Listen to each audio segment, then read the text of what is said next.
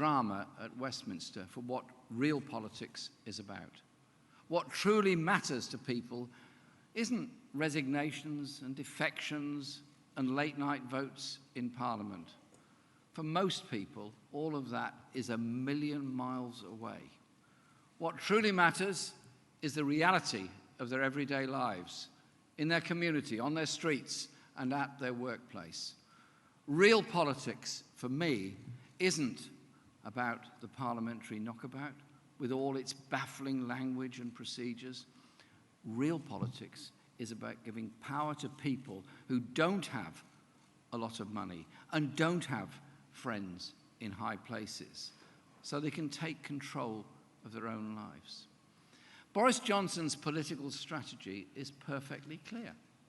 He wants to stage a showdown over a no-deal Brexit that he can repackage as a battle between Parliament and the people, with the people in this melodrama played by none other than that man of the people, Boris Johnson himself. But the idea that Johnson and his wealthy friends and backers somehow represent people is truly absurd. Johnson and his right-wing cabinet are not only on the side of the establishment, they are the establishment.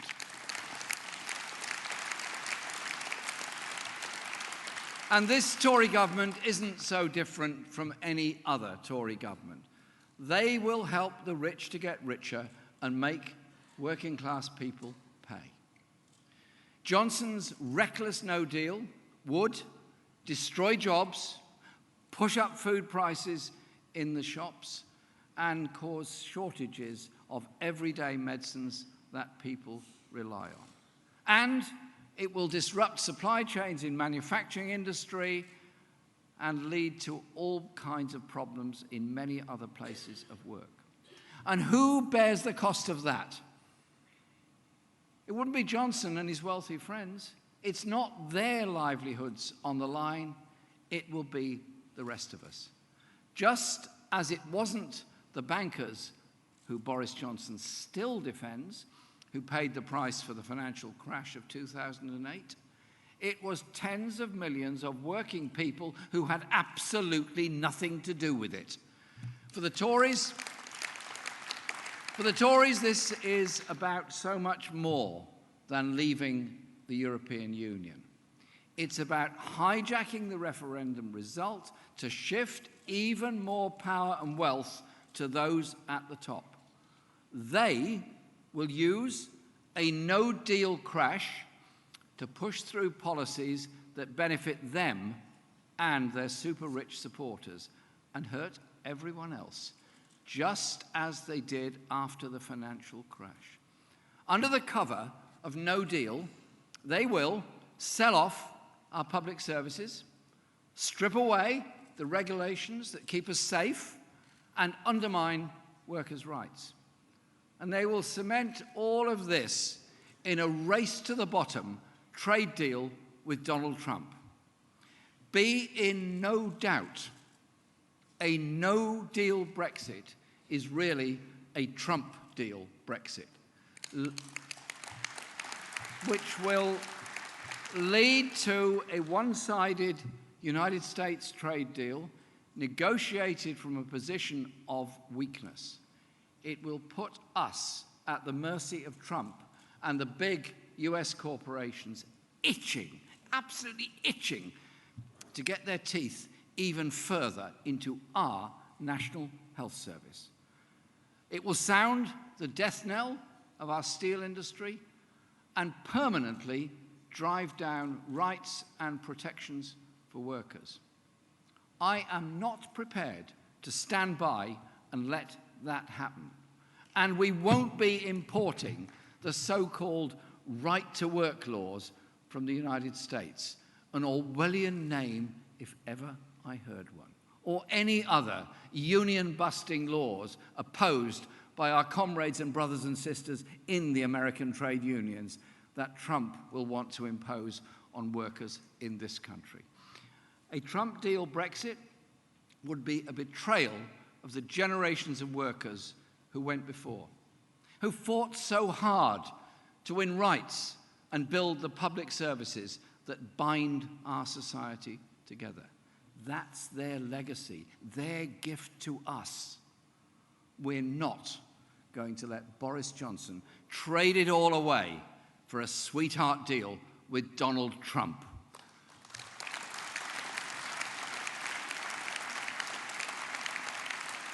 That's why our first priority is to stop no deal and then to trigger a general election.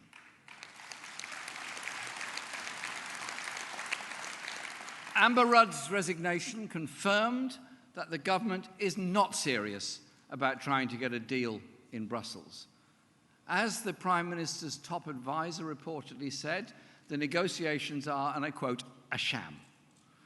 No one can trust the word of the Prime Minister, who is threatening to break the law to force through no deal.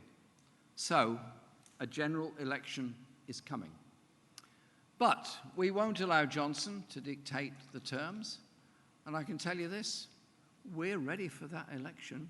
We're ready to unleash the biggest people-powered campaign we've ever seen in this country and in this movement.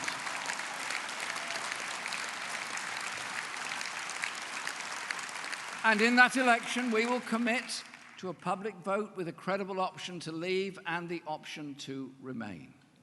Labour is on the side of the people in the real battle against the born-to-rule establishment that Johnson represents. We stand for the interests of the many, the overwhelming majority, who do the work, pay their taxes, not the few at the top, who hoard the wealth and dodge their taxes. It's Labour's historic mission to transform people's lives, and that transformation begins in the workplace. In our country, workers have been losing out for far, far too long. For 40 years, the share of the cake going to workers has been getting smaller and smaller and smaller. Take these figures. In 1976, wages took over 64% of the GDP. That figure is now only 54%. It's no coincidence that the same period has seen a sustained attack on the organizations that represent workers, trade unions. We are here today. We've witnessed a deliberate, decades-long transfer of power away from working people. The consequences are stark for all workers, whether they are members of a trade union or not. Pay is lower than it was a decade ago in real terms. I'm told that the last decade has seen the biggest squeeze on wages since the Napoleonic Wars. Personally, I can't remember that far back, so I tried to contact Jacob Rees-Mogg this morning to check, because he knows these things, but he was fast asleep again on the government benches, as he always is. Things cannot go on as they are. Change is coming, and it must be change that gives power to the true wealth creators, the workers. So today, we're announcing that the next Labour government will bring about the biggest extension of rights for workers that our country has ever seen.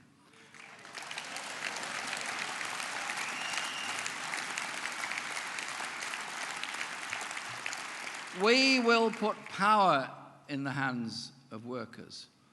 What will that mean for people? Better wages, greater security, and more say.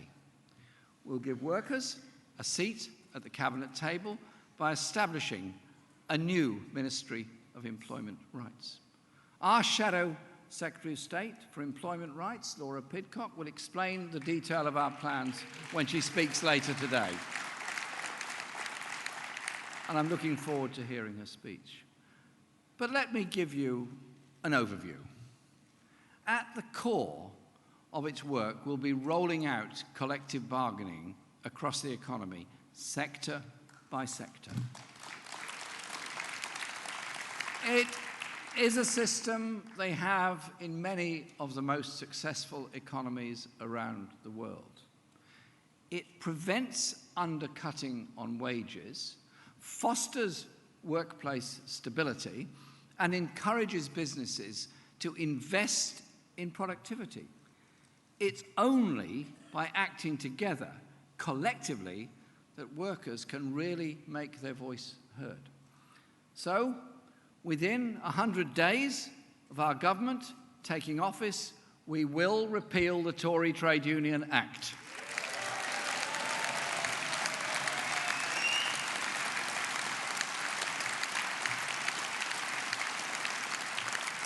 There's nothing scary about trade unions, however hard the billionaire-owned media tries to paint them as such. They are the country's largest democratic organisations, rooted in the workplace and indeed in the communities.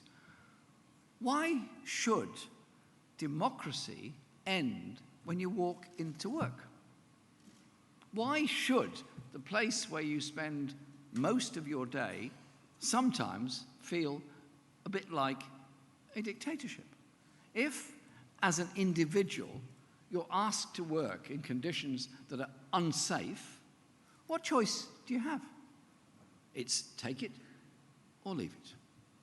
But as part of a union with strength in numbers, you can demand a safe working environment. I want to say this to everybody who's watching beyond this hall. If you're feeling powerless about your work situation, take action now, today. Join a trade union.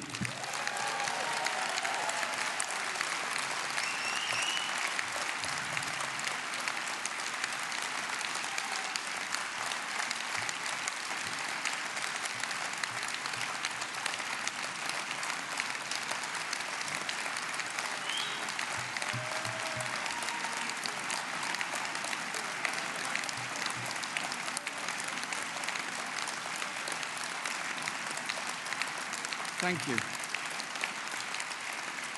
But there's a big role for government too in extending workers' legal rights. Labour will deliver a real living wage of at least £10 per hour for all workers from the age of 16. Action will be taken on the gender pay gap, equal rights for all workers from day one, and, let's be absolutely clear, the end of 0 hours contracts.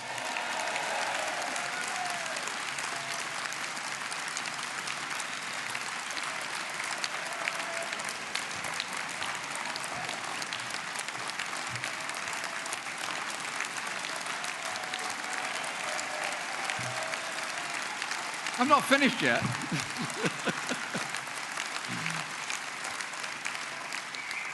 And Labour won't tell people they have to work until they are 75 before getting their pension. But rights, as all of you in this hall know, only mean anything if they're enforced, and you have the power to enforce them. Too many employers are getting away with flouting laws. Nearly 500,000 people are still being paid less than the minimum wage. We will put a stop to that. We will create a workers' protection agency with real teeth, including the power to enter workplaces and bring prosecutions on behalf of workers.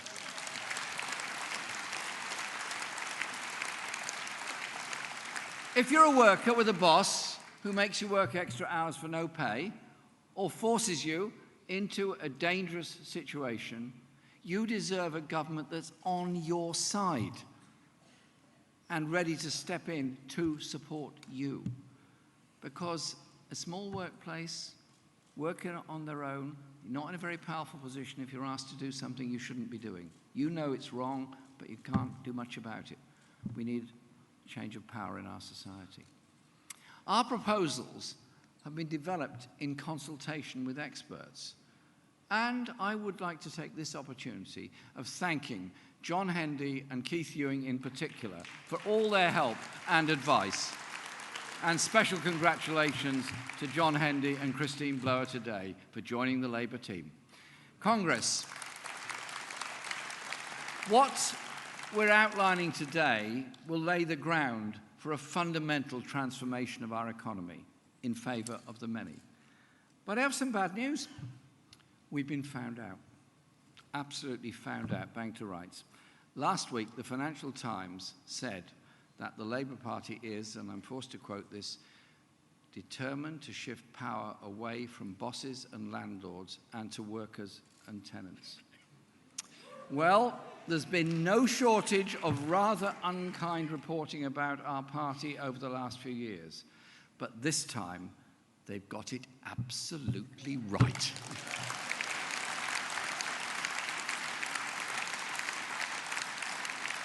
We will put workers on company boards and give the workforce a 10% stake in large companies, paying a dividend of as much as $500 a year to each employee.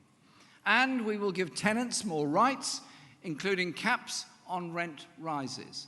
And that principle of empowering people doesn't just apply at the workplace. We will bring rail, mail, water, and the national grid into public ownership.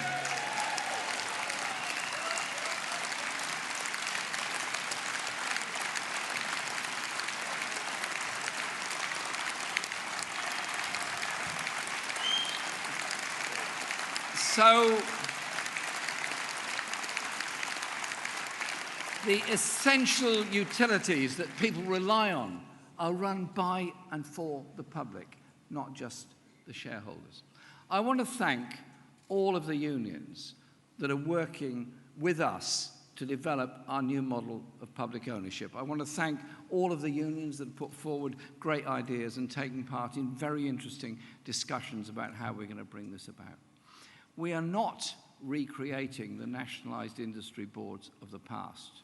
We're creating the democracy of tomorrow. And as we set out how our future economy will operate, we cannot ignore the most pressing issue of all, the climate crisis. Because the destruction of our climate is also a class issue. It's working class communities that suffer the worst air pollution.